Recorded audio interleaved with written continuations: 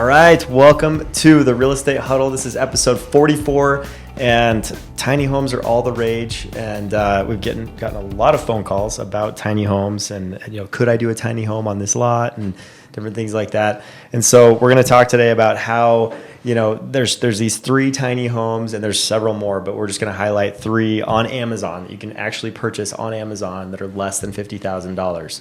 This is the age of affordability issues, obviously, with all the inflation and payments going up and people not used to spending this much money on homes. So it's just another alternative to consider, and something that is kind of interesting and fun to talk about, because these tiny houses, they can be kind of cute, really fun structures, that a lot of people like seeing, and they can be livable too. So we'll talk about some of the ins and outs of like what to look for, what to not look for, that sort of a thing. But let's just go ahead. We'll open up the first one here. That is actually like the most affordable one. It's a 2-story option, $28,500. It's on sale right now on Amazon. Could be yours today. Free delivery. Yes, free delivery. Comes with a 30-day guarantee. You can get your money back supposedly as well. So make sure to read all the fine print. This is from Umraha Builders, and payment through a secure transaction. So make sure it's safe. Obviously, you guys, when you're spending that much money on Amazon, you want to make sure you're not getting scammed. And I think instead of just jumping at one of these options, we'll talk through this, but you need to figure out where that tiny home is going to go. And so we'll talk more about how to do that later. But if you look at this one, great looking place cosmetically, looks like a cool house that would be fun to live in. This one, just keep in mind the numbers are not in feet, are they, Brock? No, they're in inches. So yeah, it seems makes really a big difference. Yeah. Yes, it's not as big as you think. You're 228 by 108. That's 24,000 square feet. That's bigger than the founder of Remax's home. No, that's inches, dummy. So divide it by 12, and it comes out to about 100 or 200 square feet roughly. It's 191 square feet on this one, on the the base of it. That's the footprint. But it is a 2-story, so it's going to be living area is going to be a little bit more than that. It does have a nice patio. Yeah, nice little patio on it. You can see it's got 2 bedrooms, a living room, and a fully equipped kitchen with a bathroom as well. There is a wet and a dry bathroom, is what it says. Any idea what that might mean? I don't want to postulate on what a dry bathroom, the ramifications of that are. Might want to Google that one. Or look in the remarks or the experiences of people, right? I tried to flush my toilet, but it was dry. It didn't work. You have to have water connected to these things for it to work. But anyways, the structure, you guys, is important. If it's a modular home, right, especially modular certified is a thing.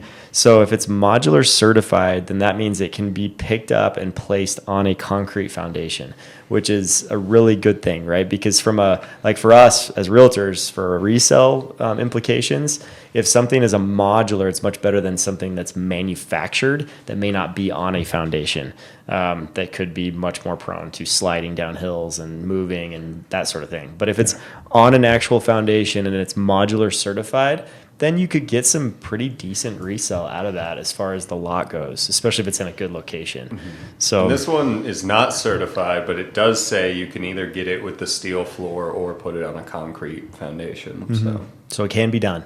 Yeah. Can be done. And not all modular is modular certified. So I think there's just extra testing that goes into that to make sure that it's legit. Yeah, I think some of that has to do with being moved by crane too, since you're going to have to crane a lot of these into place. The equipment to move it.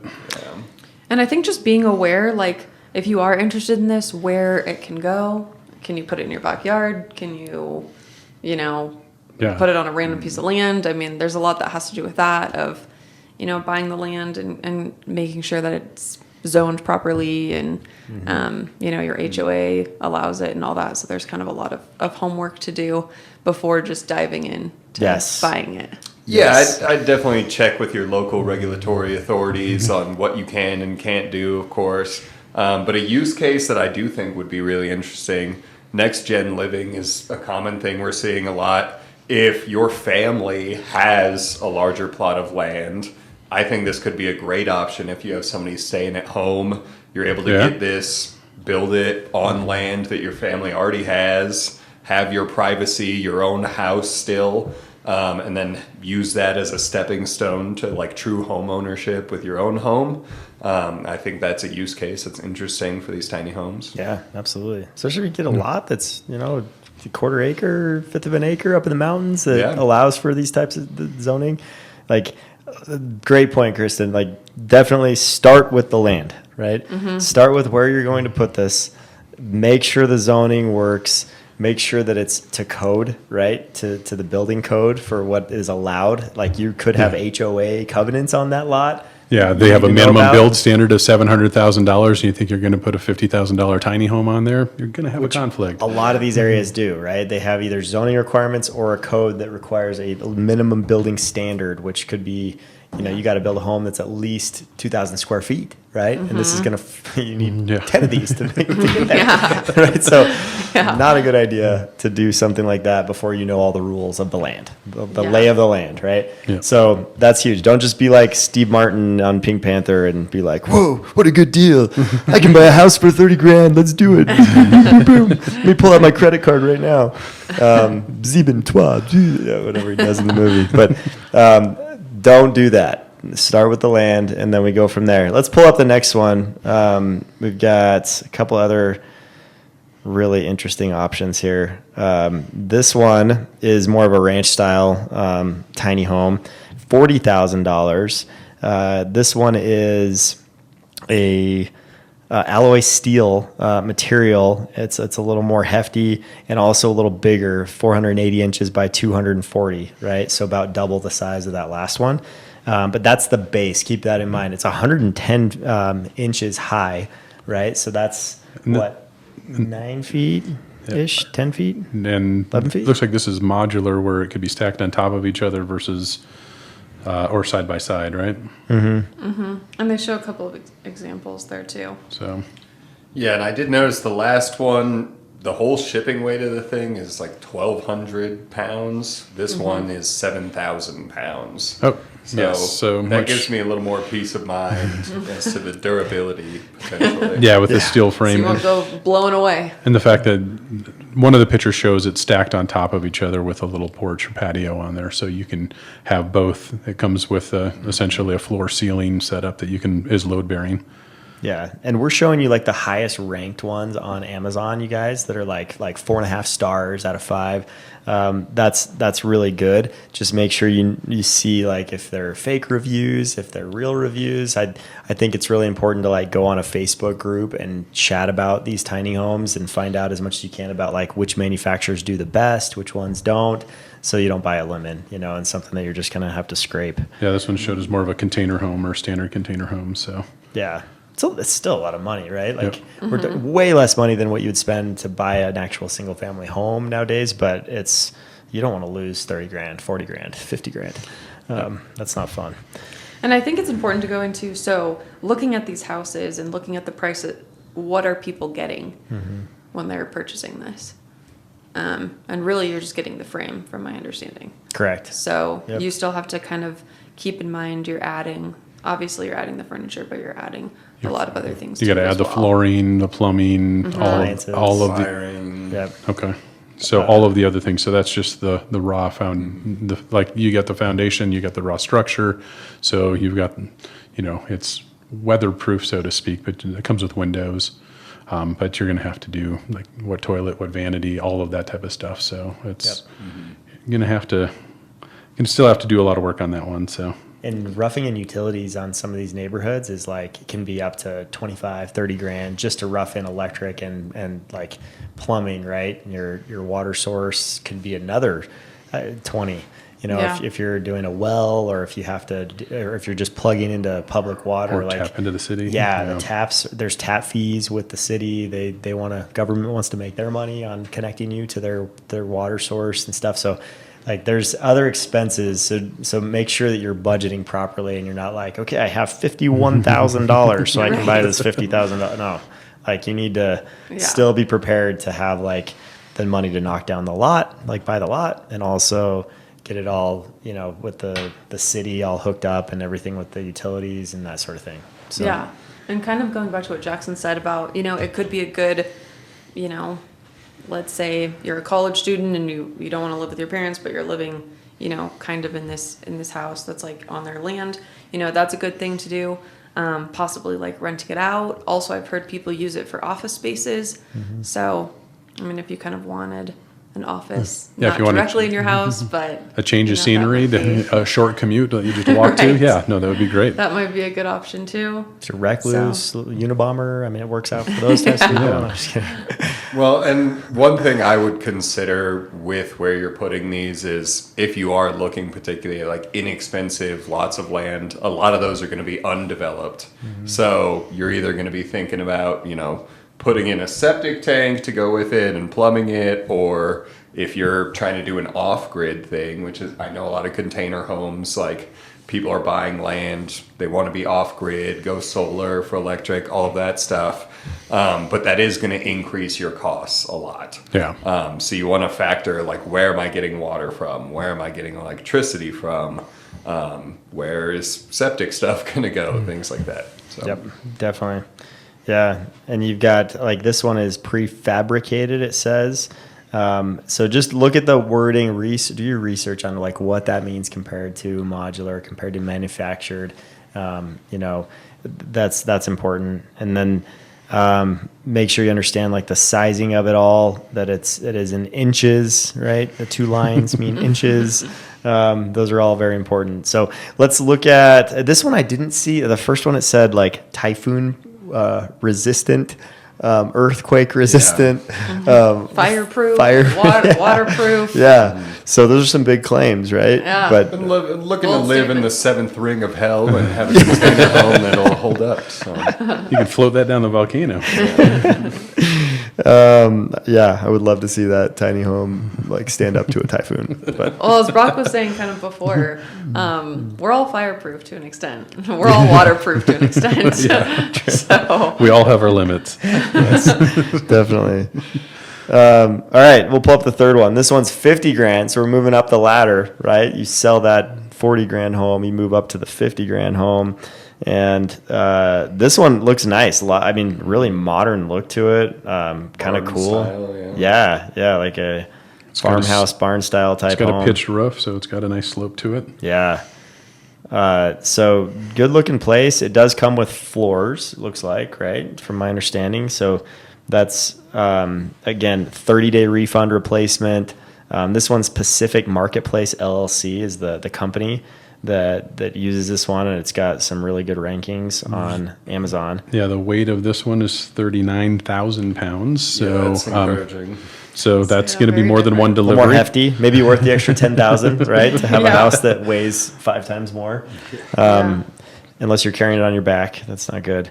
But 630 by 472 inches. So this one's quite a bit bigger. So it's 2,065 square feet. So 2,065? Yeah. Okay, so that's it. Yeah, it's good size. Good size house. Yeah, like average single family type house, right? Yeah. That's pretty good.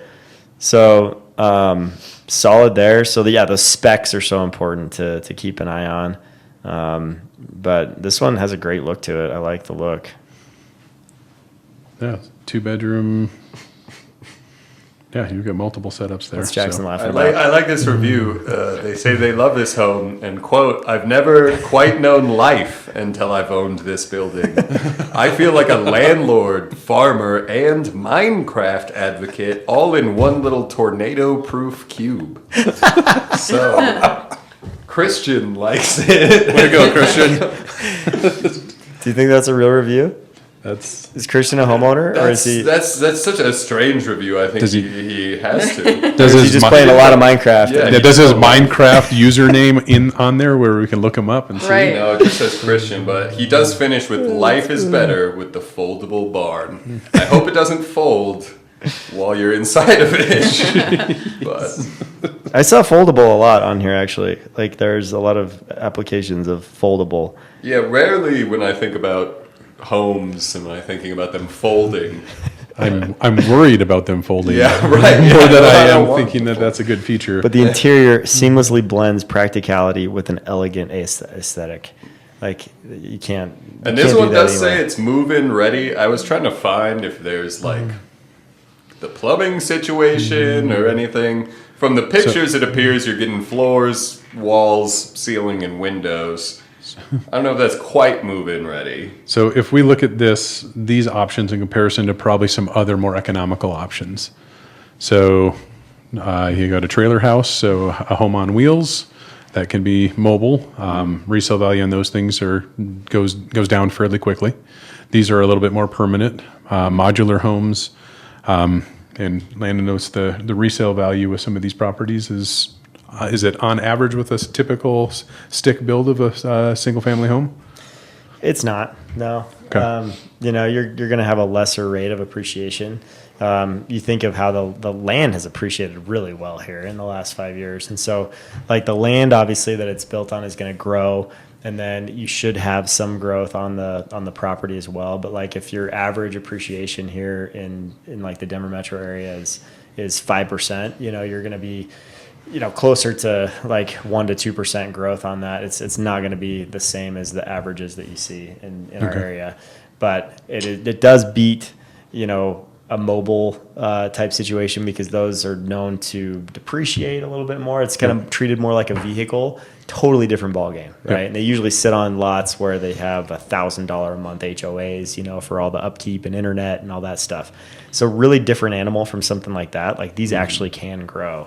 And, especially if they're modular on a foundation, like they can definitely grow. And it could be closer to, 3 to 4% compared to the 5% if it's done really well and it's on a great location.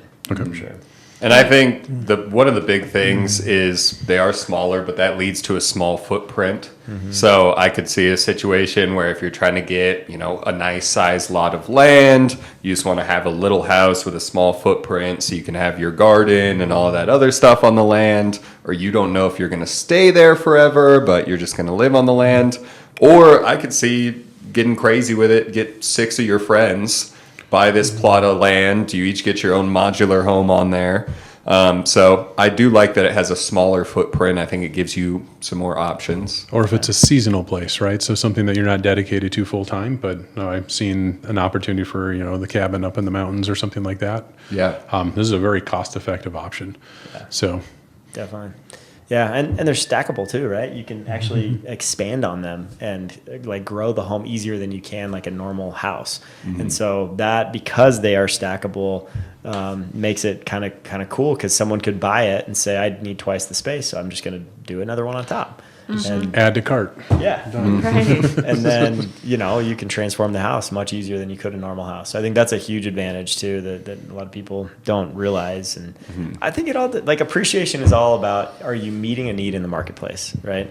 And if you look at mountain properties and they're all 800,000, but then you see this one with the land and the tiny house, it's, 400,000 and I could add 50 grand more, gets me the house that I want. Yeah.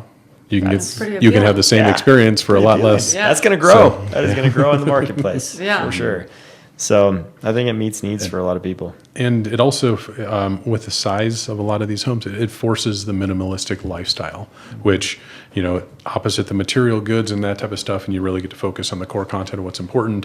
And I don't know, I grew up watching like Little House on the Prairie, and you look at like how tightly they stacked everybody in there. And my mom grew up in a family of 10 people, and they had, one bathroom in the entire house with 10 people plus 2 parents, right? So my dad had 12, right? So I'm trying to think of what their lifestyle was like relative to us, and this kind of reminds me of getting back to the roots of what's important. And Interesting. so it's I don't know, the minimalistic lifestyle is very appealing because it is low stress and it does have some good benefits to it. So more holistic approach to life. Interesting. A little Minnesota log cabin, huh? Yes, good. Well, and question about the land, and correct me if I'm wrong. Do you have to fully have the land paid off before you can put something on it, or can you still pay off the land and still have the house on it and be? Just depends on added if you to can the find house? financing for the land. And there are lenders that are lending on land right now. Okay. Yeah. Okay. So it depends on the markets. Like during recession times, land lending goes away. During decent markets, a lot of times landowners will come out of the woodworks and start lending on land again. So, and usually that helps land values grow, right? Because it increases the buying power. Right. Yeah. So yeah, you could get a loan on land right now, and then looks like there's options to finance these as well. You can pay like $2,500 a month for 12 months and have the whole thing paid off in a year, interest free.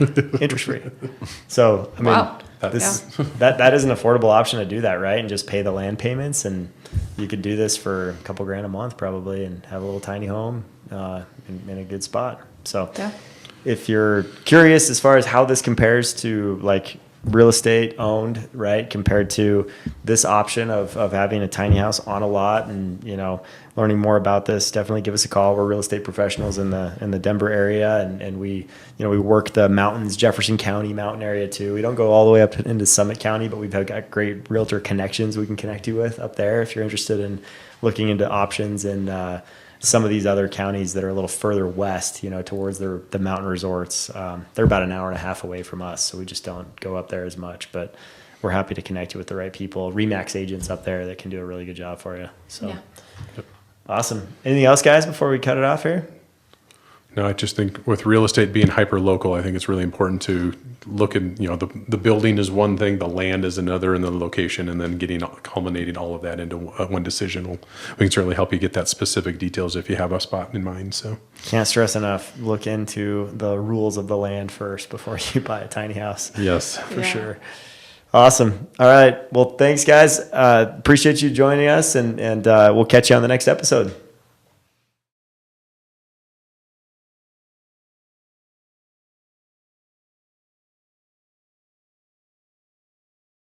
So if you have enjoyed what you're listening to and you'd like to hear more, make sure to press that subscribe button so that you can not miss out on any more episodes that are coming up. And also check out all of our contact information is below. You can see us at the dreamsmithteam.com to look up more information about our team and our history and all of the members of our team, and see contact information that you can reach us if you have any real estate needs.